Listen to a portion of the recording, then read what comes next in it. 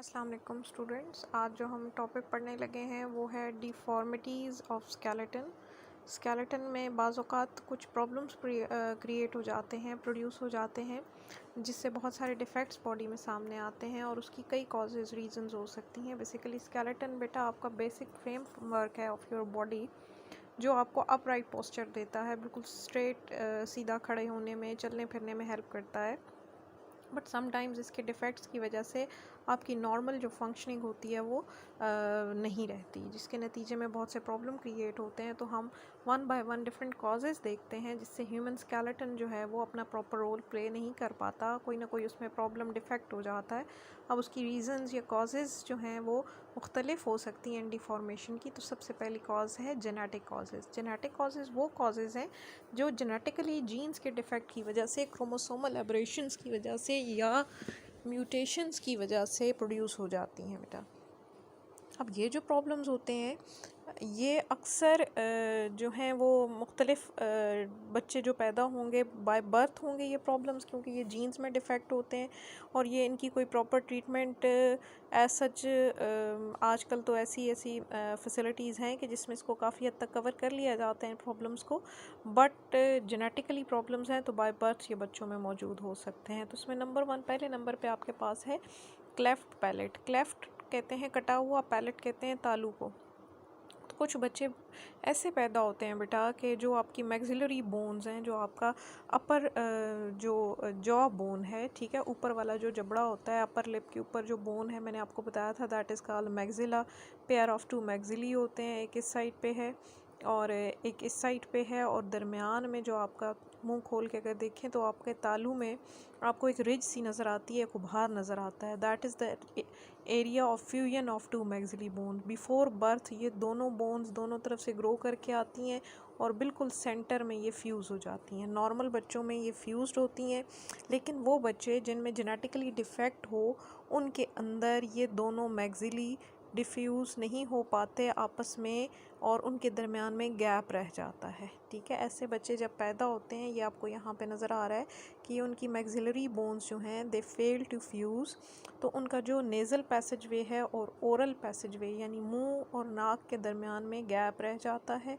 तो वो ऐसे बच्चों को कटा होंठ या कटा तालू का जो है वो प्रॉब्लम होता है, दैट इज़ क्लेफ्ट पैलेट कहलाता है। अब ये तो हो गया बाय बर्थ है, जेनेटिकली है कि इनका जो मैक्सिलरी बोन्स हैं वो फ्यूज़ होने से रह गई। ओरल और नेज़ल पैसेज वे जो है वो तकरीबन सेम हो जाता है और जो कुछ मुंह में डाला जाता है वो नाक के ज़रिए एयर पैसेज वे में जाने का ख़तरा होता है, ठीक है। ऐसे बच्चे सकिंग जब दूध पी रहे होते हैं तो उनको सकिंग के दौरान प्रॉब्लम होती है कि उनके लंग्स में चली जाता है खाना पीना, और ऐसे बच्चों को जो है वो फीडिंग के दौरान बहुत प्रॉब्लम होती है, ठीक है। और एस्पायरेशन निमोनिया इसको कहते हैं कि अगर लंग्स में कुछ चला जाए तो उसकी वजह से जो उनको प्रॉब्लम हो सकता है वो एस्पायरेशन निमोनिया का बायस बन सकता है। रिसेंटली इसकी सर्जरी हो रही है आजकल और इसकी ट्रीटमेंट सर्जिकल जो है वो एक बच्चों को जो इसको सर्जिकली फ्यूज़ कर दिया जाता है। यहाँ पे इसको सुराख को बंद करने का आजकल सर्जिकल मेथड मौजूद है, ठीक है। सेकंड जो प्रॉब्लम हम स्टडी करने लगे हैं जो कि बाय बर्थ होता है, बच्चों के अंदर कुछ जेनेटिक डिफेक्ट्स रह जाते हैं जीन्स के अंदर, तो that is called microcephaly. Microcephaly बेटा वो प्रॉब्लम है जिसमें सर जो है वो नॉर्मली ग्रो नहीं कर पाता बल्कि छोटा रह जाता है, ठीक है। ये आपके पास एक नॉर्मल हेड ग्रोन है बच्चे का। माइक्रोसेफलिक बेबी जो होता है उसका स्कल प्रॉपर्ली ग्रो नहीं कर पाता। जब स्कल ग्रो नहीं करेगा तो उनका सर छोटा रह जाता है। जब सर की बोन बड़ी नहीं होगी तो ब्रेन भी नॉर्मली ग्रो नहीं कर पाता। तो ऐसे बच्चे मेंटली रिटार्डेड भी होते हैं, ठीक है, और उनके स्कल की अपीयरेंस भी नॉर्मल बच्चों की तरह नहीं होती, छोटे सर वाले या शादोले बोला जाता है इनको, ठीक है। ये भी जेनेटिक डिफेक्ट है। थर्ड मेन प्रॉब्लम जो बेटा जेनेटिकली हो सकता है, ये ज़रूरी नहीं है कि आर्थराइटिस या जिसको जोड़ों का दर्द कहा जाता है या हड्डियों का दर्द कहा जाता है, इसका एक रीज़न जेनेटिक हो सकता है। सारे आर्थराइटिस जेनेटिकली नहीं होते, ये एज के साथ भी प्रोड्यूस हो सकते हैं।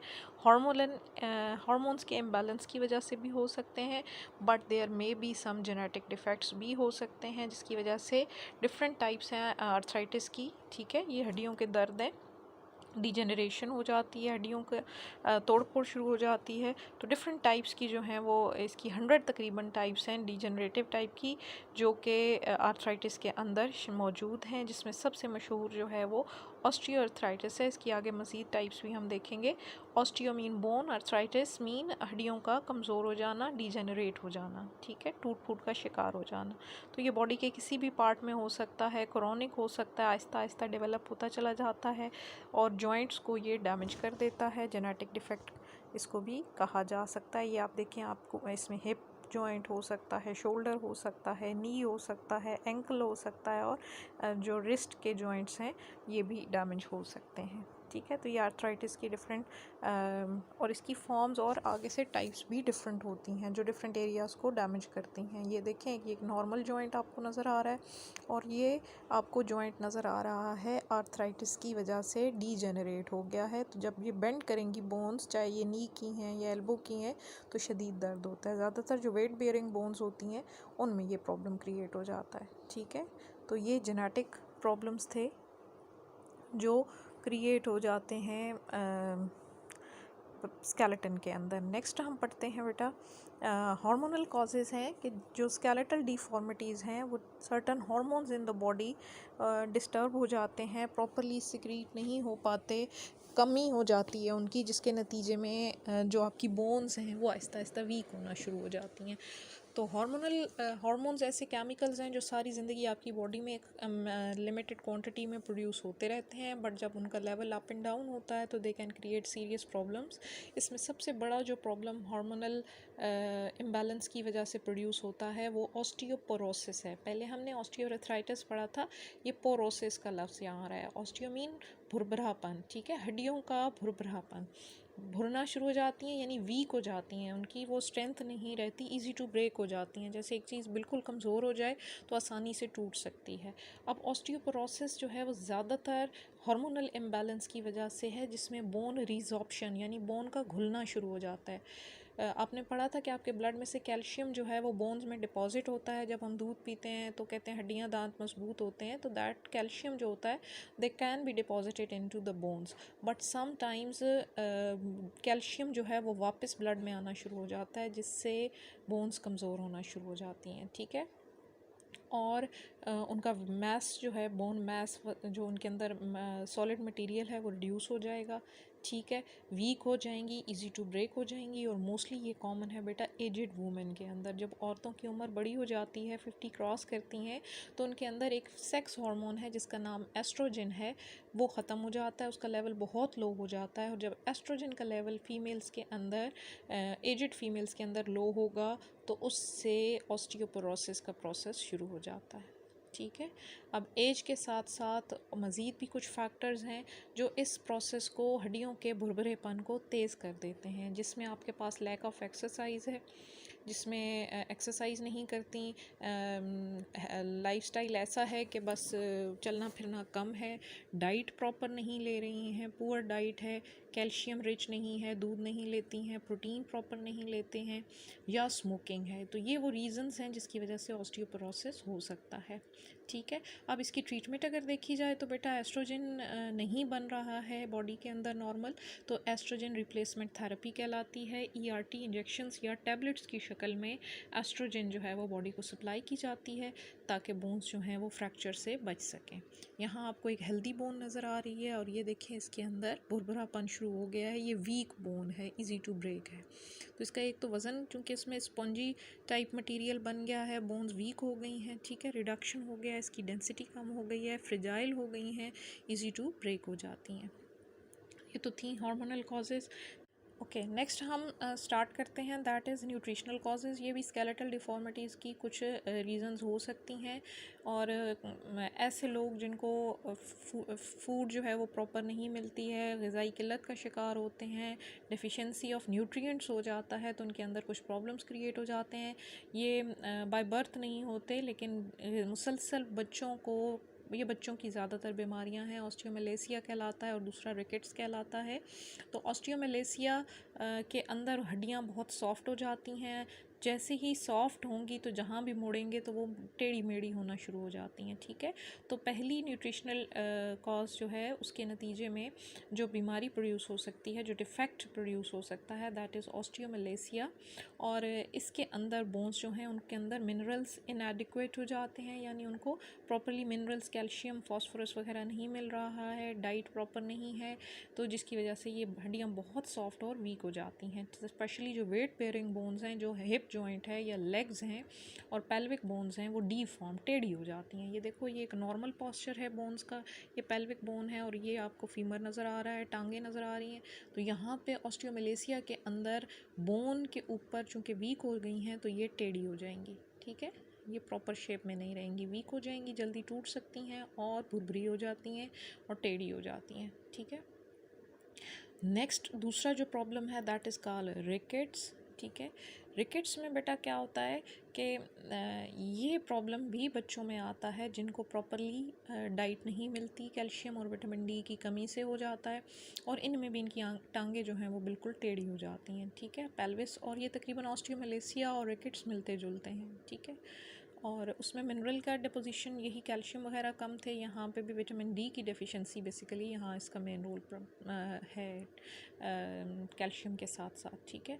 और इसको ट्रीटमेंट के लिए ऐसा विटामिन डी सप्लीमेंट्स दिए जा सकते हैं, ऐसा दूध दिया जा सकता है जो विटामिन डी रिच हो, या फिर सनलाइट के अंदर ज़्यादा देर बैठने से, एक्सपोज करने से बॉडी को, तब भी विटामिन डी की सिंथेसिस होती है बॉडी में। तो अगर उसकी डेफिशिएंसी को कंट्रोल कर लिया जाए तो रिकेट्स को कंट्रोल किया जा सकता है। ये बच्चा आपको नज़र आ रहा है, इसकी टांगें बिल्कुल टेढ़ी हो चुकी हैं रिकेट्स की वजह से, और न्यूट्रिशनल डेफिशिएंसी, इनको खुराक अच्छी नहीं मिलती, जिसकी वजह से इनकी हड्डियाँ जो हैं वो टेढ़ेपन का शिकार हो जाती हैं, ठीक है। विटामिन डी की डेफिशिएंसी बेसिकली है, और फर्स्ट वन में कैल्शियम एंड मिनरल्स की डेफिशिएंसी है, ठीक है।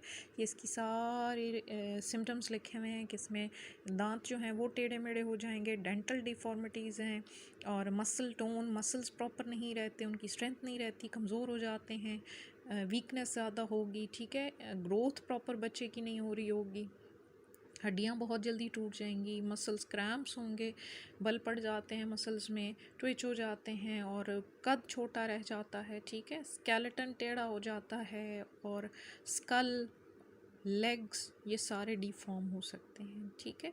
तो ये बहुत सारे प्रॉब्लम्स रिकेट्स की वजह से क्रिएट होते हैं। नेक्स्ट बेटा हम जो पढ़ते हैं वो अगला प्रॉब्लम आपका आ जाएगा, डिस्क स्लिप आ जाता है, अनदर प्रॉब्लम।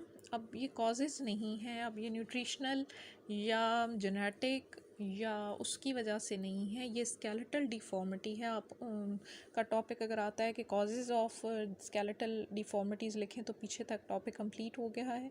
डिस्क स्लिप पे अलग से नोट आता है, तो डिस्क पहले आपको पता हो क्या है बेटा। दो वर्टिब्री के दरमियान में, ठीक है, वर्टिब्रल कॉलम के जो वर्टिब्री होते हैं, मोहरे होते हैं, हर दो वर्टिब्री के दरमियान में देयर इज़ कार्टिलेजनस एक डिस्क अल्लाह पाक ने रखी है, कनेक्टिव टिश्यू की बनी हुई है, सॉफ्ट, ठीक है, एक बैग लाइक स्ट्रक्चर है, जिसके गिर्द वाला हिस्सा ज़रा ज़्यादा फाइब्रस है, टफ़ है, और अंदर वाला ज़रा सॉफ्ट सा होता है, ठीक है।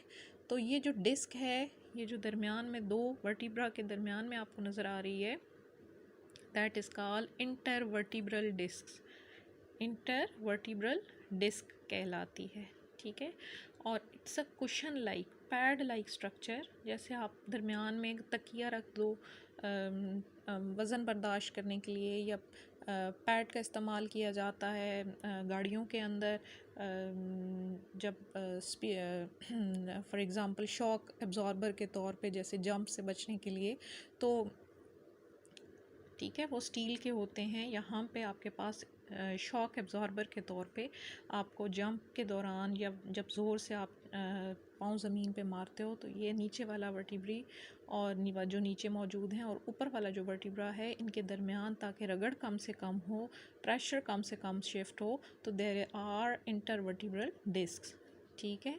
अब इसका स्ट्रक्चर अगर इसको देखें तो सेंटर वाला पोर्शन जो है वो न्यूक्लियस पल्पोसस, ये फ्लूइड होता है, लिक्विड जेली लाइक मटेरियल भरा हुआ है, और इसके गिर्द फाइब्रस पोर्शन है, टफ है, जिसको हम एनुलस फाइब्रोसिस कहते हैं। अंदर वाला न्यूक्लियस पल्पोसस और बाहर वाला एनुलस फाइब्रोसिस कहलाता है, ठीक है। ये इस डिस्क के दो पोर्शन हैं। अब बेटा डिस्क स्लिप क्या है?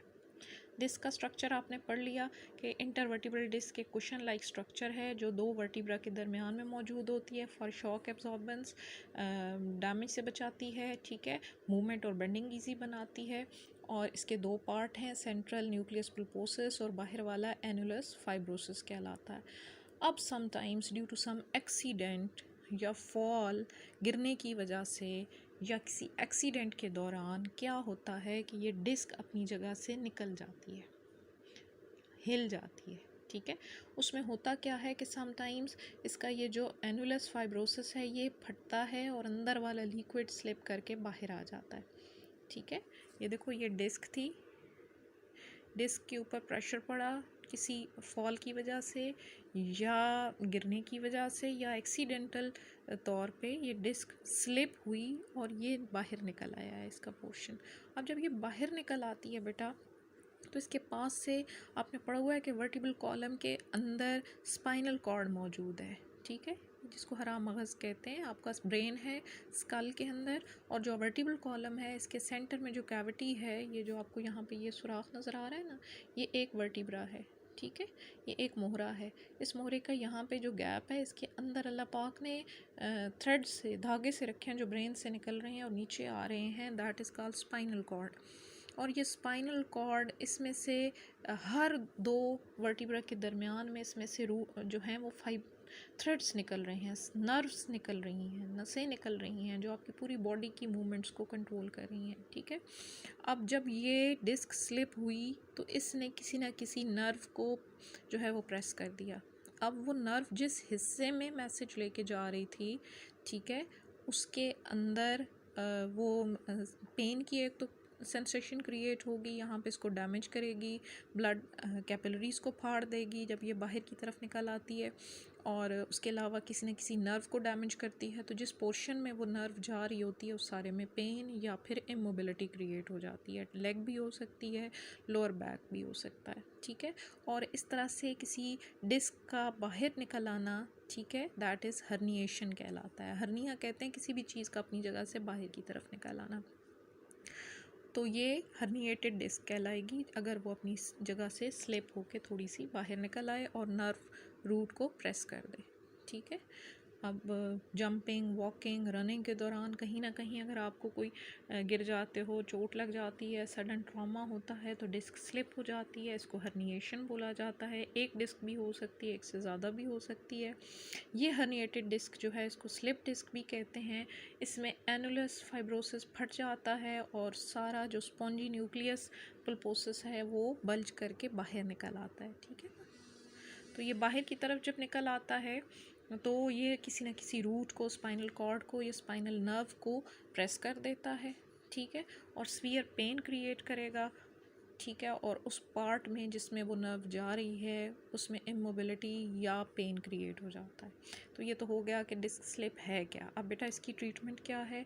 अगर बहुत ज़्यादा डैमेज नहीं हुआ है, ज़्यादा बाहर फटी शटी नहीं है, सिर्फ थोड़ी सी स्लिप हो गई है, तो ये रेस्ट करने से और प्रॉपरली एक फ़िज़िशियन अपने हैंड से प्रेस करते हैं, ठीक है, ऑर्थोपेडिक सर्जन जो होते हैं, अगर देखते हैं कि ज़्यादा डैमेज नहीं हुआ है और हल्का सा प्रेशर देने से ये वापस अपनी जगह पे जा सकती है तो वो उसको पुश कर देते हैं, ठीक है।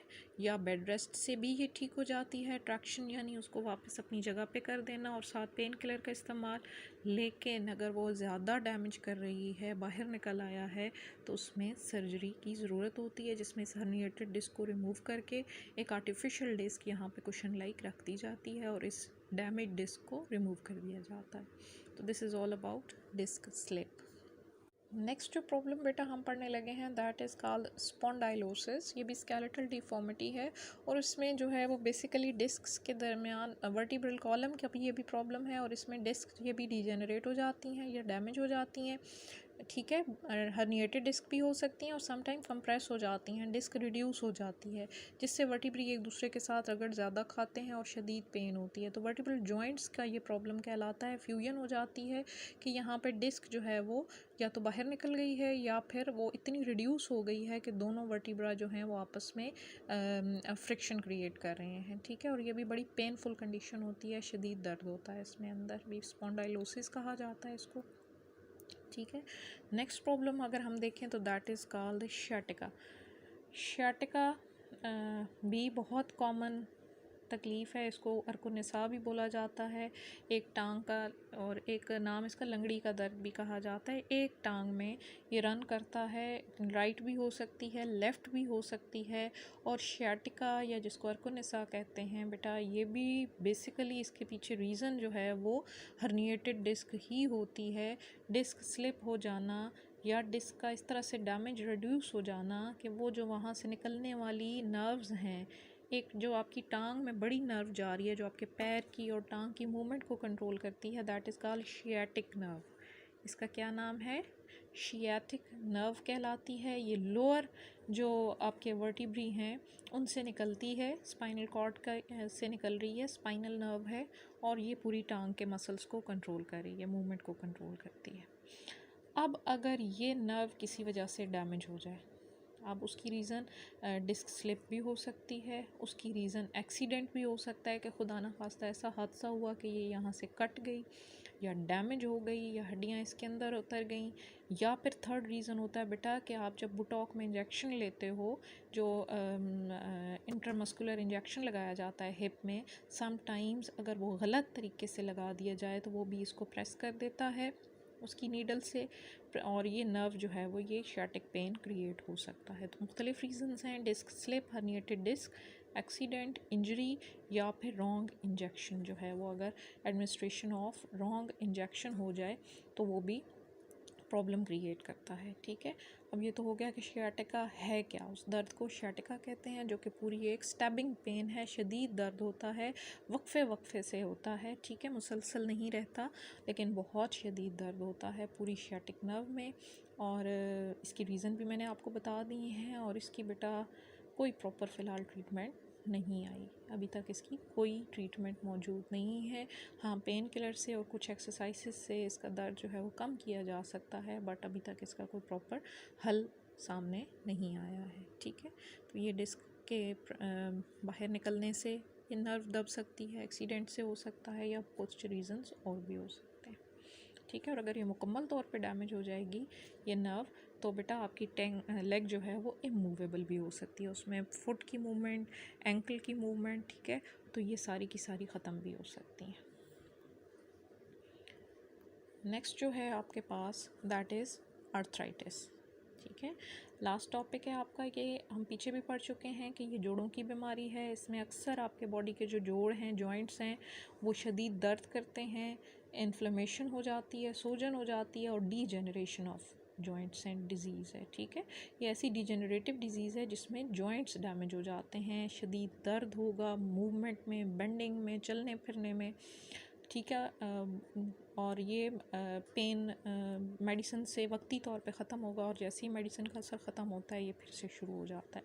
फिर बेटा अगर ज़्यादा तकलीफ़ हो गई है, जैसे कि आपके पास यहाँ आप देख रहे हो तो कोई वेन रप्चर हो गई है या अगर ज़ख़म सा बन गया है तो वहाँ पे बैक्टीरियल इन्फेक्शन भी हो सकती है और उससे ज़्यादा डैमेज क्रिएट हो जाता है। ठीक है, अब उसकी मुख्तलिफ़ टाइप्स हैं इस आर्थराइटिस की। यहाँ पे आप देखो तो रियोमेटॉइड आर्थराइटिस कहलाता है, ऑस्टियोआर्थराइटिस कहलाता है, सोरायाटिक आर्थराइटिस कहलाता है और गाउट।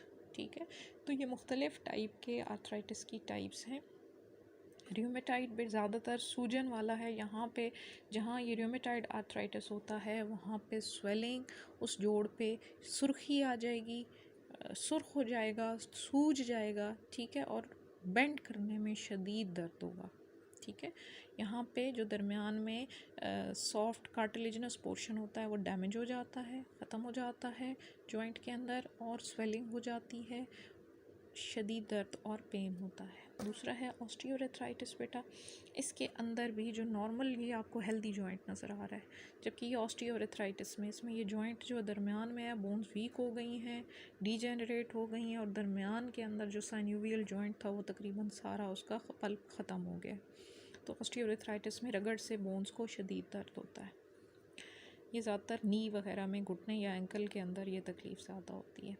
सोरायाटिक आर्थराइटिस में बेटा इसके ऊपर बॉडी के ऊपर पैचेस बन जाते हैं, ज़ख़म, सुर्खी, सूजन हो जाती है, उंगलियों के जोड़ ख़ास तौर पे इसमें अक्सर, और पैरों की उंगलियों के जोड़ या पैरों के जोड़ जो होते हैं, फुट और हैंड पे ये ज़्यादातर आपको आर्थराइटिस नज़र आता है।